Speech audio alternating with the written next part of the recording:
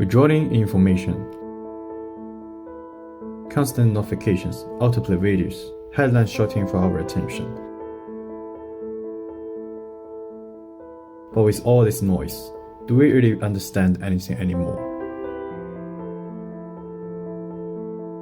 Philosopher Bai Chung-han calls it information forest, a place where stories fall apart and our attention gets pulled in every direction.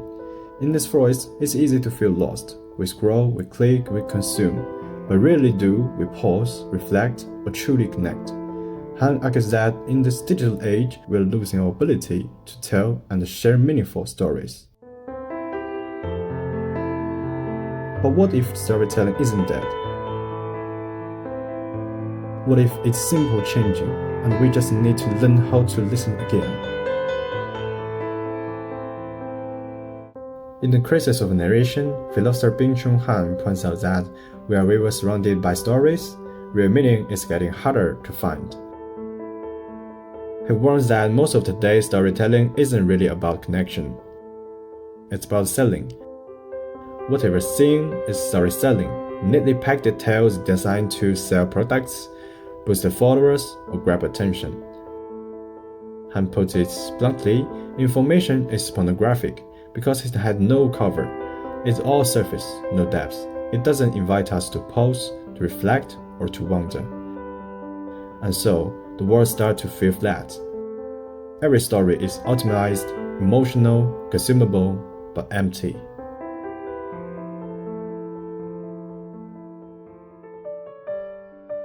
But maybe Han only got it half right. Stories haven't disappeared, they've just changed.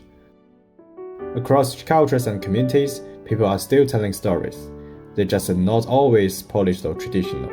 They're personal, messy, and real.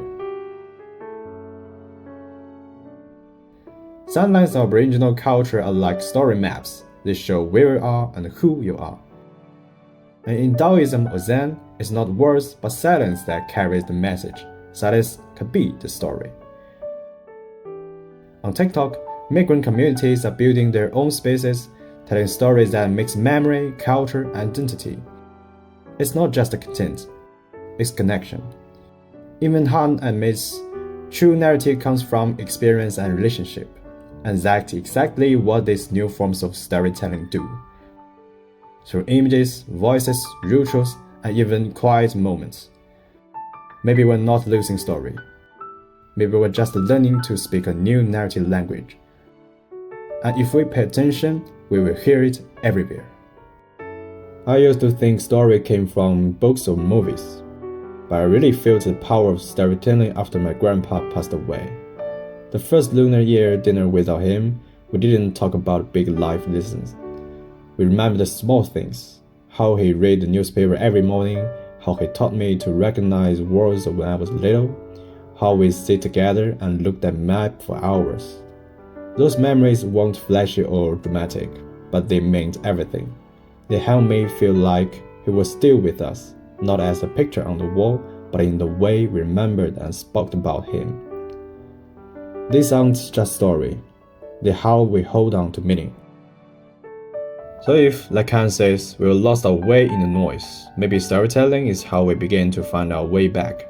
Real stories aren't fast polished, they take time, space, and care. Instead of just accumulating content, we can start creating what Han calls narrative communities, little circles of people who share, listen, and remember together. Like telling your parents what you read that moved you, or ask your grandparents how they grew up, or even just sharing memories over dinner with no phones between you. We can also slow down how we take in information. Turn off the algorithm, stop growing, print something out, read it slowly, maybe even out loud. Let the ideas sink in. Philosopher Walter Benjamin once said, "An enchanted world is one that can look back at us." That means living with mystery, with silence, with questions we don't rush to answer. The point isn't to escape the information forest, it's to move through it with more attention. Because when we slow down and really listen, we don't just find better story, we start telling our own. So maybe storytelling is not something we're lost. It's something we're learning to do differently. In a world full of noise, choosing to listen slowly, closely, and with care is a quiet kind of resistance. And maybe that's how we find our way again, not by escaping the forest, but by telling better story as we move through it.